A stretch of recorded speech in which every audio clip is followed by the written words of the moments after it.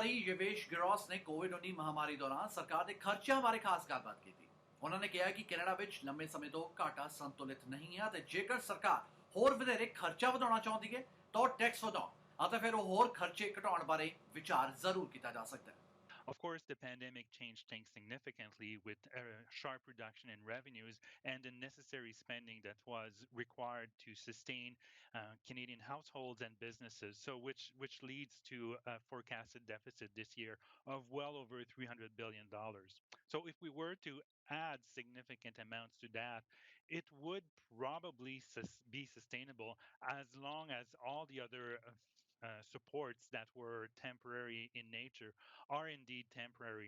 So we can, but it's clearly, it's without a doubt that we cannot afford deficits of over $300 billion for more than just a few years. And when I say a few years, I really mean a year or two.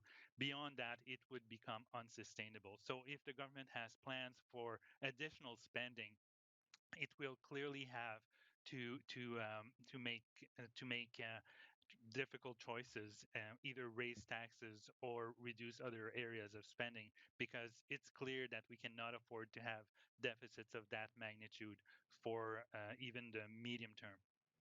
You can have a universal basic income with various parameters that can be relatively, and I mean relatively, less expensive than others, or you can go big and have programs that will cost easily $100 billion, depending on how generous you want your universal basic income to be. So the proverbial devil is in the details, and that's what really makes or breaks the fiscal sustainability of the country. It's how generous you want to be with these programs. So we can speculate about whether or not the government's intentions will make finances unsustainable or not, but I think it's much safer to wait for the details.